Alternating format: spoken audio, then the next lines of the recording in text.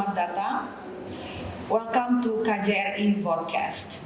In this episode, we kick off the first part of a special two-part series titled Where Education Meets Travel in collaboration with the University of Technology Sydney, Faculty of Design, Architecture and Building. Today, we have the pleasure of introducing two exceptional individuals from Australian education institutions who have embarked on a remarkable journey in exploring Indonesia's hidden jewels through educational programs. I am your host, Kestity Pringgoharjono. So, this is Dr. Campbell Drake, Senior Lecturer of Architecture from the Faculty of Design, Architecture and Building from the University of Technology Sydney. Campbell, how remarkable this exhibition is. What is it called?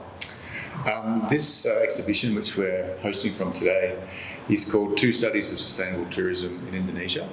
And it's the outcome of a series of travel programs that I've run to various parts of Indonesia since 2015.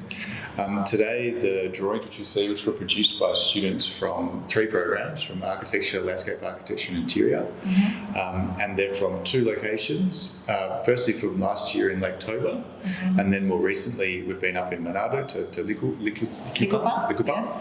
And the drawings which you can see here, they're studies in which students have compared traditional architectural typologies from those regions and looking at how those architectural methodologies, materials, skills have been translated into high-end hotels. Amazing. Congratulations, Campbell. And we have Bapak Alan Blake, Senior Indonesian teacher from Macarthur Anglican School in Southwest Sydney. So, how long have you been teaching Indonesian language, Pak Alan? I think 13, 14 years. 13, 14 years, amazing. And we've seen remarkable, fun pictures from your recent trip to Desa Senaru or Senaru Village in Lombok. So, welcome back, Pak Alan. Thank you. It was a great experience. Thank you.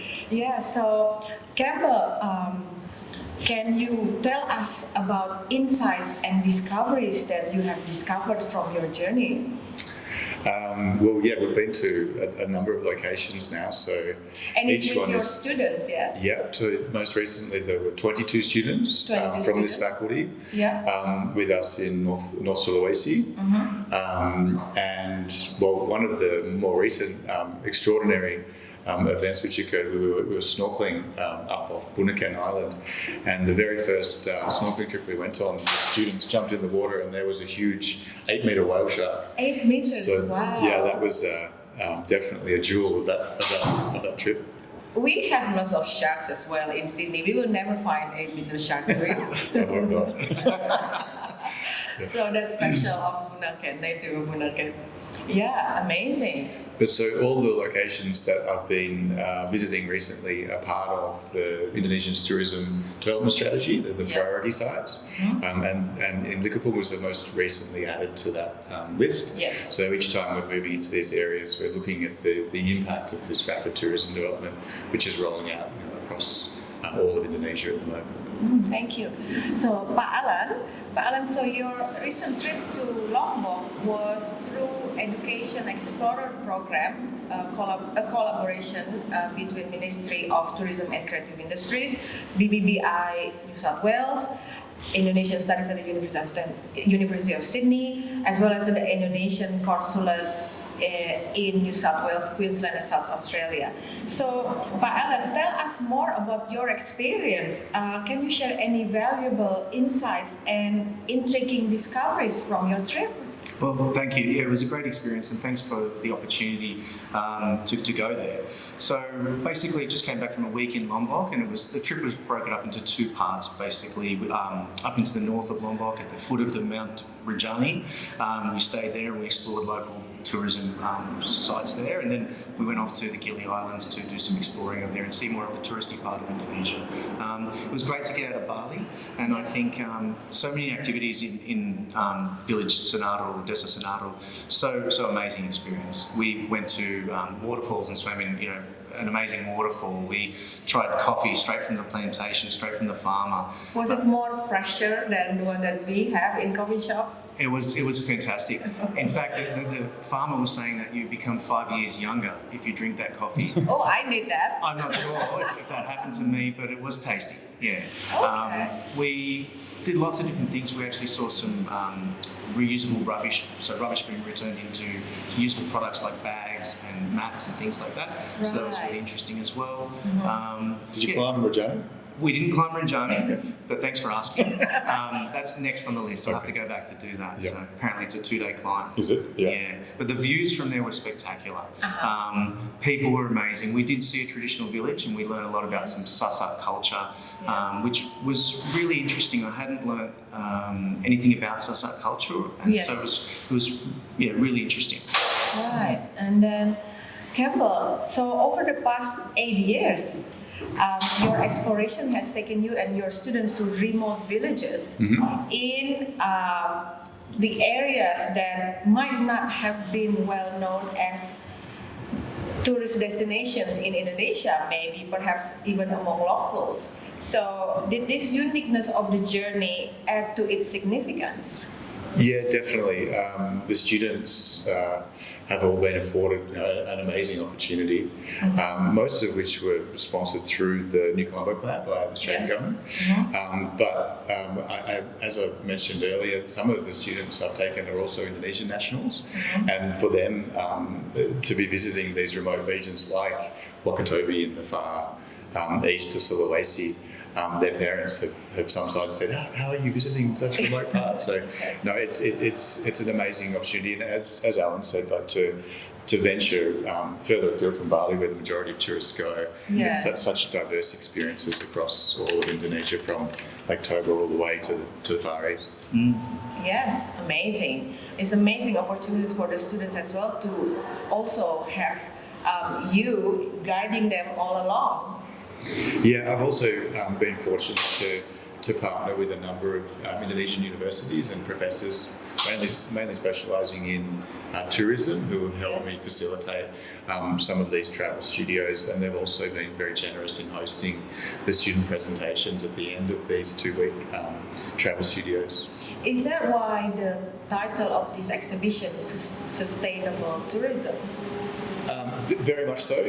That's sort of one of my research interests is sustainable tourism, and Al and I have both been visiting Indonesia for a long time now, and we've noted some of the impacts of tourism, and so I think moving forward we need to move towards more sustainable platforms, because the tourism in Indonesia is only going to increase, and more hotels are being built. So I think there's a real commitment globally towards sustainable practices in tourism. Amazing, Campbell, amazing. And Pak Alan, undoubtedly travel offers fresh perspectives, as we heard from your amazing trips, Campbell, and your amazing trips as well, Pak Alan. And frequently, it often sparks one's creative instincts. So given your experience recently, could you share any perspective it has brought you to as an Indonesian teacher in Australia? Well, I think it was great to be back in Indonesia, especially after COVID. There was a bit of a time where we couldn't go. And to reconnect as well? To reconnect and to be able to speak Bahasa and practice my Bahasa. To enjoy the food, of course. Love the food. That's important. But I think not necessarily any new perspectives that I have. I guess what concreted my ideas was that language and culture are intertwined, and the fact that we don't just teach language, we teach both language and culture together, so you can't have one without the other, and I think it's really important for students to know that, and I feel that this experience has helped me look at my own learning and my own journey, and I guess personal development. It's a lot about personal development. I feel like I view the world differently now that I speak another language. I've got a different lens on how I can view situations or other people's lives, and I think it's more enriching for me, and that's what I want my students to get, the fact that they can be bilingual, and just be able to understand other cultures as well. So Yeah, so while we are on that topic, so there are over 20 perhaps Indonesian teachers in New South Wales, and probably there are over 50 Indonesian teachers in Australia. Would you suggest suggesting these sustainable tourism destinations, so alternative destinations than just a normal tourist destinations, to offer a more cultural experience or immersive experience to fellow educators? Yes, I do. I highly recommend the experience in Desa Senaru. So, as I said, on the foot of Mount Rinjani, it's such an excellent place to travel for students, I think, and teachers. Everything is so close. You can see the mountain, you can see the traditional Sasak village, see how culture and religion are intertwined. Yes. That was really interesting.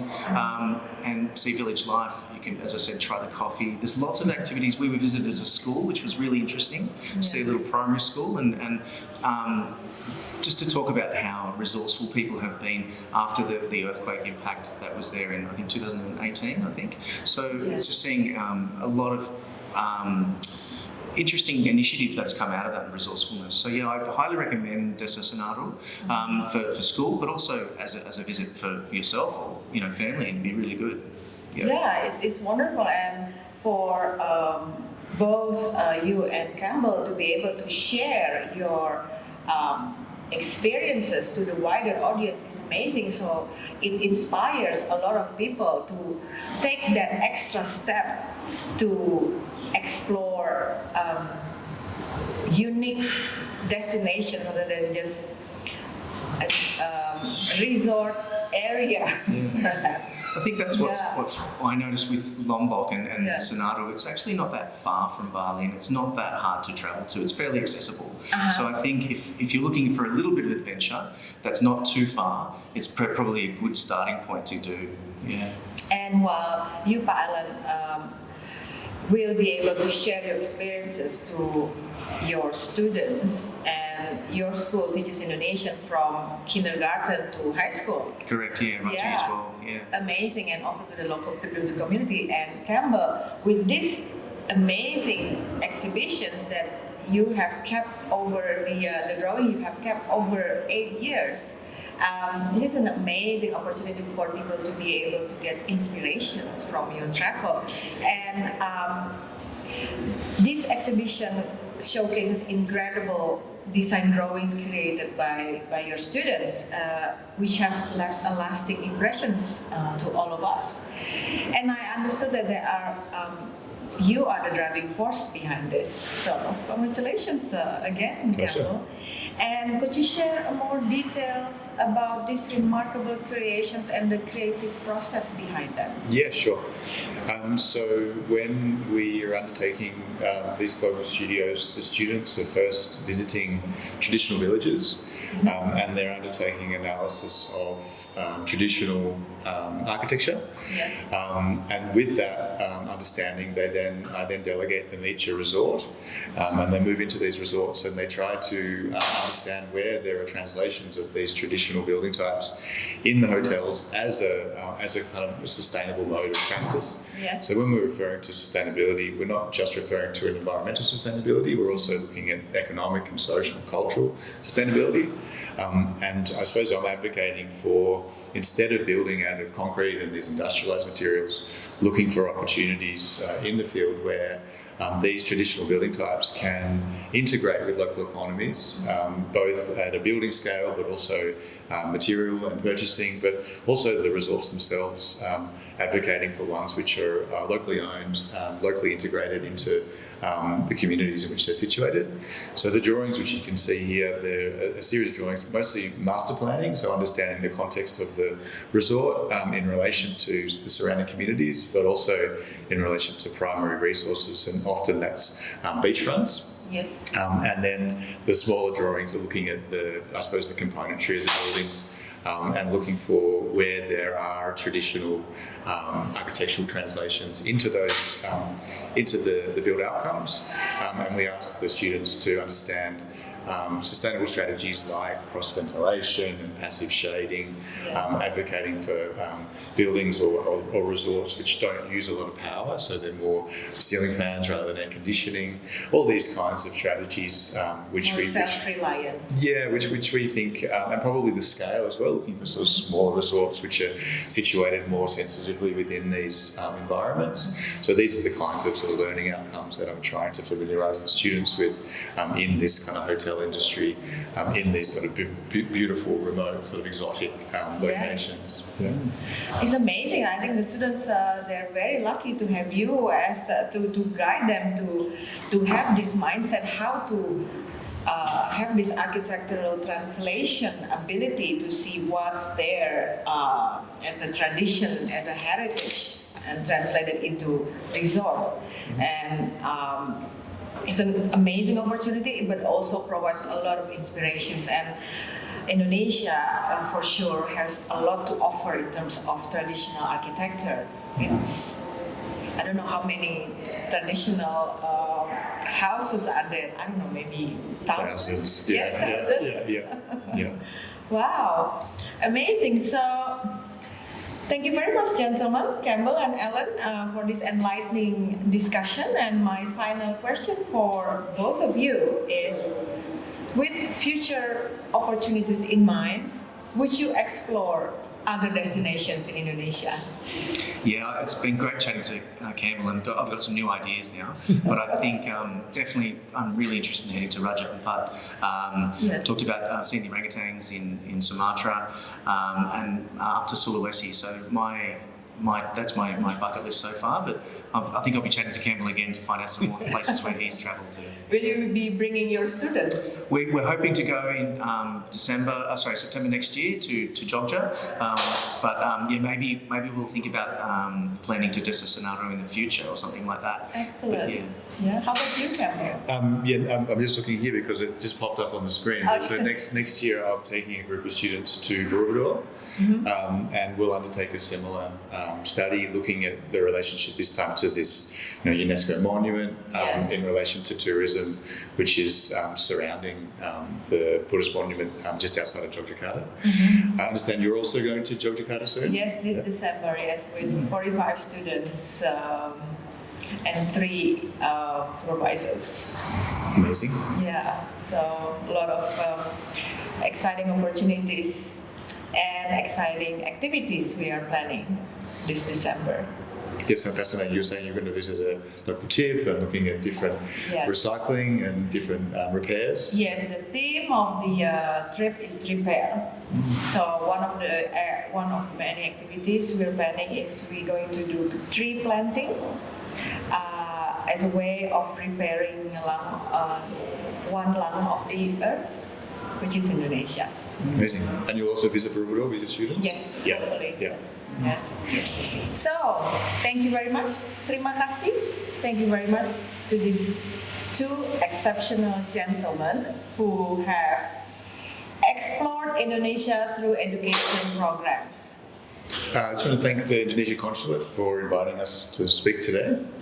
Yeah, and I would also like to thank Wonderful Indonesia, Tourism Ministry of Indonesia, Balai Bahasa as well, Sydney University, and everyone involved in the travel program. Was fantastic, and I encourage teachers and university students to apply.